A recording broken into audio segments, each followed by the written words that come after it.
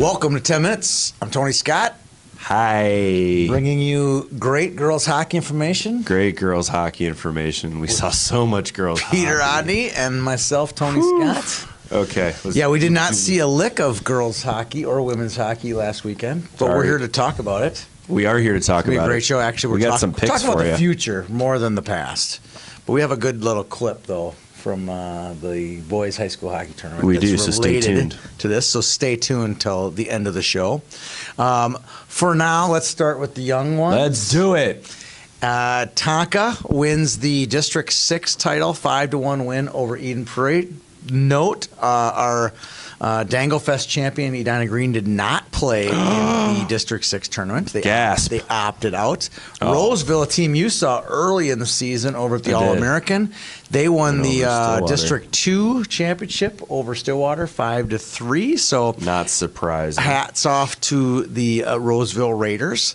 Now we're rolling into the state youth tournament. It's a big weekend. We're not going to be able to see, you and I won't see girls hockey. You're going to be in Moorhead for the Bantams. I'm going to be in Stillwater. Tom Kupich will be, from our staff, will be in Grand Rapids for the 12A. David Romuald will be in Blaine for the 15A. We are going to miss the 12Bs. Sorry. Proctor is It's in nowhere Proctor. near anything where we're close to coverage. And quite honestly, we can't afford to send someone to Proctor for a weekend. Just like last year, I saw a lot of 12B in South St. Paul because it was close to us. So it Yeah. goes basically on where we can get to the most teams with the least amount of driving time. A lot of the games, if you don't know, are all at the exact same time. So Also, you yes. sacrifice some stuff. So let's go through we're going to go first round picks.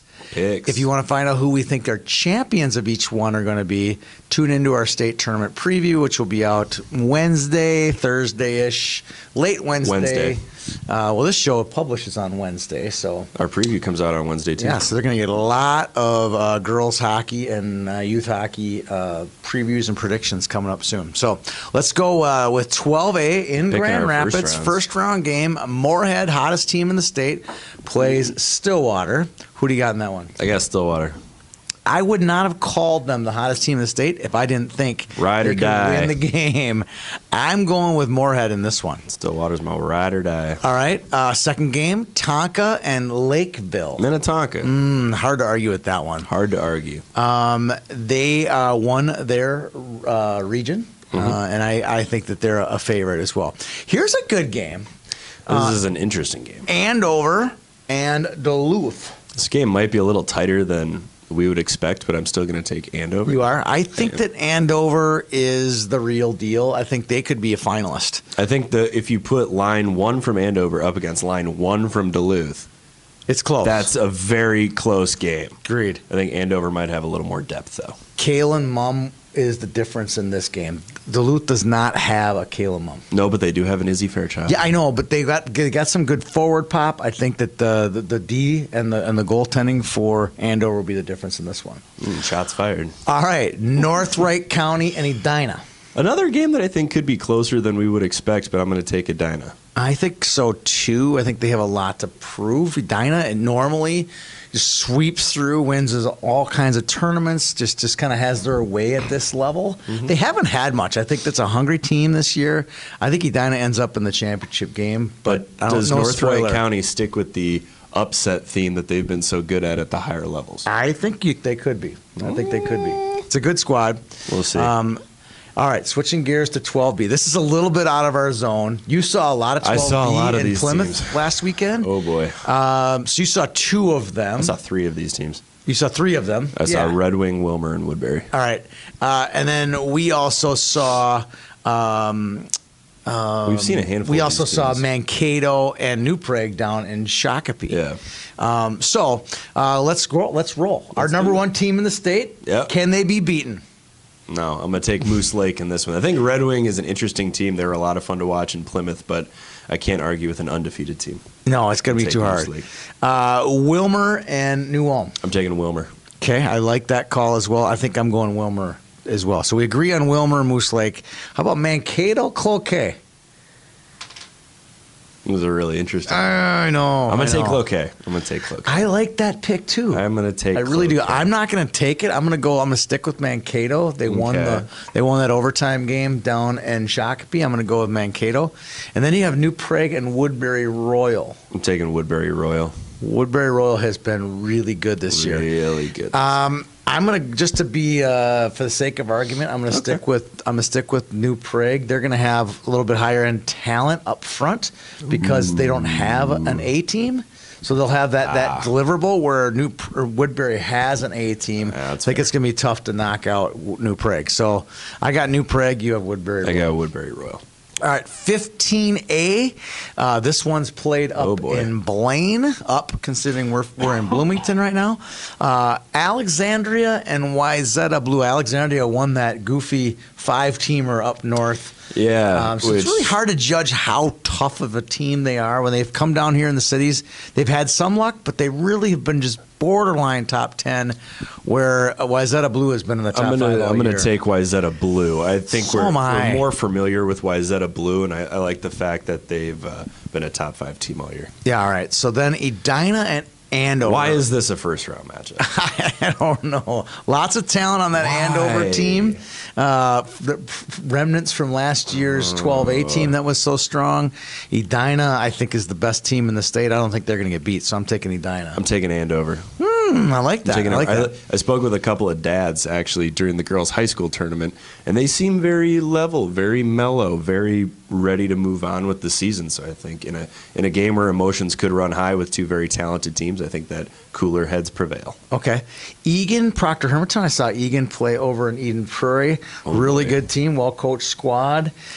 Proctor Hermantown, they started really high and slowly went down as the year went on. Yeah, but I think they're both teams are about the same. I'm going to take Proctor Hermantown. I like the lineage of the 15A teams that come out of Proctor Hermantown. Absolutely. They can skate. They stay within their system. They have a nice continuity in that program. I'm going to take the Mirage. All right, I think I'm going to go Egan on that one. Okay. And then last but not least, this one's a mouthful, Minnetonka Black versus Anoka Rogers Elk River. I'm taking Minnetonka Black. Anoka Rogers Elk River. We have 3 programs that field high school teams. One. Smashed together for one 15A team. 3 high school teams. Oh, my goodness. Right there. Yeah, I'm taking Tonka Black. Taking Tonka Black. Yeah. I think they're the second best team in the state. I think it's going to end up being Edina and Minnetonka in the finals. Wow. However, I think that there's going to be a team that's going to surprise. It could be this Anoka Rogers team. They've had some really good wins this year. One game. They came out of a tough region. Playing near home in Blaine up at Fogarty. I think that the Anoka Rogers could knock them off. I like that pick. I'm going to stick with Tonka Black, though. All right. So we have our 4 first-round winners. Our champions will be Our champions will be announced in our preview. Before we get to our favorite, I want to quick shout out college hockey. What WCHA hosted at the University of Minnesota this past weekend. Their Final Four was there. The Gophers and the Badgers win the semifinal games, and the Badgers end up knocking off the Gophers 3-1 with an empty netter. No. Here's why I wanted to bring a little bit of light on this. If you go to a college hockey game, a Division III college hockey game, let's say over at the Super Rink, and you watch Bethel. You're going to find 200 or 300 fans. You go to a college women's game anywhere in the country, 300 fans. You're going to find 300 fans, maybe 500 fans. On a big game, right? Harvard, Yale, you might get 500, right? 2,400 people almost filled up the Ritter Arena for that game with the Badgers and the Gophers.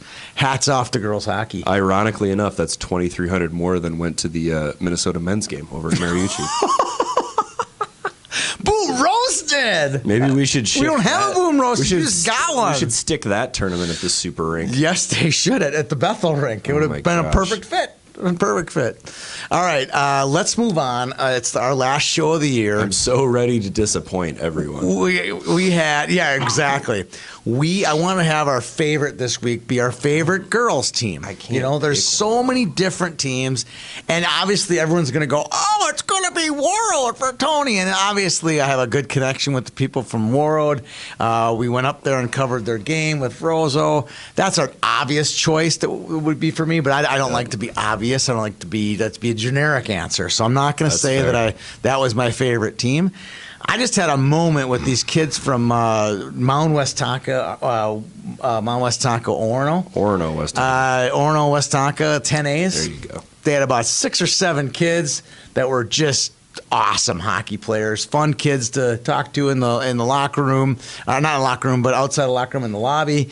They were all over the teddy bears, and they just had a great disposition about themselves. They were a great team, great everything. That was my favorite team. They did well. They won the District 3/10 title over in District 10 earlier this year. So there's my shout out to Orono, Westaka, 10A. How about you? Are you ready for me to disappoint everyone? Yeah. Everyone's can't- going to think it's Stillwater, right? No. That's what everyone's going to think. It's But gonna be Stillwater 12A. I honestly cannot pick one. I can't pick one. Oh, come on. I'm going to pat myself on the back a little bit here. I spent so much time around girls hockey this winter that there were so many teams that, from the high school level, being so open to interviews and coaches being so cool about me, hanging out at their games, to youth teams, the Andover 12As asking me why I favor Stillwater every week during the show, to the Stillwater girls who always made it a point to say hello off the ice, to a young lady at the girls' high school tournament from the Stillwater 12A Red team who told me all about her science fair project. I honestly, cool, I isn't it? cannot pick a favorite. The girls' community has been incredible this season. It's They've been like so we're warm. like rock stars, kind of. I don't want to be. I don't want to be a rock star. I want to be a. Come on. I want to be a fly on the wall and just Come on. here to do a little typing. I got a text message from a girls hockey parent. This can only go well. It was great. She said they lost their game. Okay. They lost the game, and I got a text from Dad. Yeah, I got this from my daughter. She says, "Please tell Tony Scott that our team isn't that bad." Love it. I love it. I love it. So a lot of fun this year covering girls hockey, and next year the Dangle Fest is moving to Maple Grove. It's going to be bigger, badder. Whoa. The Big Pumpkin next year will have a girls division to it. So Seems like girls a lot hockey. of announcements to It's be made. growing. It's growing. in the middle of a show. Well, that's what we do. You got to tune in for every minute to catch up with it. All right. All right. Speaking of tuning in, The final turn of the viaduct. all right, here we go. Talk a little pro hockey. All right, so a little bit of snow problems caused some issues last weekend with the see any NWHL playoffs. Metropolitan beat Connecticut, like on a Okay. Thursday. They're going to fly in and play the Whitecaps on Saturday or Sunday. I think it was Sunday. They can't get here, okay? So that game gets rescheduled for this Friday Oh boy. in Minneapolis, or actually St. Paul, Yeah. right? On the other side of the bracket, your favorite team, Boston, gets beat by Buffalo. If Boston would have won that game, I would have picked them to beat the winner. Of course Minnesota you would have. Metro. You just stay in par, okay? I got pride. So Buffalo is now in the championship. Okay. If somehow Metro beats Minnesota, Metro would be the lower seeded team, and they're playing on a neutral site at Tria. If Minnesota wins, they'll be playing on home ice. So the actual championship game, get your tickets now if you can get them. They're really hard. gonna be Is Sunday sold at out. Tria, 1 o'clock. Against Minnesota, because they're going to beat Metro. I mean, they'll just dominate them because they've been the best team all year. Wow. Okay. Okay, and Take off your objectivity hat. they're going to play Buffalo. Minnesota, If they win Buffalo. Friday night, they'll play Buffalo on 1 day's rest on Sunday at Oh 1. boy. The Buttes and the Whitecaps. That's it. If there was a nickname battle, Minnesota would waste. probably win. If I got to pick a winner in Minnesota Buffalo, I'm going to take Minnesota. I'm taking Minnesota all the way. They're the best team. Not even close. Not even. Oh, those Minnesota Pride jerseys, by the way, like the Hockey for All jerseys. With the rainbow stripes down the side. I want one of those. Those are sweet. I want one of Those are sweet. Those are sweet. All right, let's wrap up the show. We have no boom roasted. You've already delivered it to the men's program at the University of Minnesota. That was the saddest thing I've seen. All I'm going to say is we do work a camp with the University of Minnesota men's. That's not a. So don't be you should be ducking your head when you walk in there for the first time. Boom, roasted. Scott Bell's not there anymore, so I don't have to duck. Okay. If he was still there, he probably would have thrown. He would. He'd throw punches. punches at you. All right, last one. Let's give out a game puck. This is a collective game puck. I'll set the scene. You read the quote. We were talking in the boys' high school championship press conference, and a question came up to Kurt Giles, and Kurt Giles kind of snickered and said, "Well, you know, it's pretty good for this championship is really good for the Chorsky and Jungles household because their sisters have been ripping on them, the two boys, because they've won titles and they hadn't." Right. So he also had some really kind words to say about the girls program at Edina High School. Which I Cue have it up, Mr. Which I have written down here. This is how out of paper I am. This is a game sheet where I wrote down all the quotes. So when Kurt was asked, he said, "We're really, really proud of our girls and proud of our girls' team. What they've done and what they've accomplished over the last 3 years is unbelievable. We're really excited to be up there with them." I thought that was a really nice comment from Kurt coming off his program's 13th state title. championship game in overtime, really emotional, and he had a really thoughtful response to that question. So that says a lot about the Edina program. Game puck to Edina. Huge. Congratulations. One to more them. for the trophy case, Hornets. And what the cool part about that is, they've done it the right way. Their youth program has been outstanding, and as a result of it, it matriculates into both their boys and their girls program. And they've, whatever you want to say about Edina, you can't argue with success. But there's a template for success there, and any complaints are pure jealousy at this point. I agree. Well, what a great show. Good work on the girls' side of the equation. Like we said earlier in the program, it's only getting bigger. On the YHH side. It's only getting bigger. We'll be announcing some other great stuff with girls hockey as the year goes on. Look forward to most of it. Look forward to doing it with you, Peter. We'll see you guys around the rink.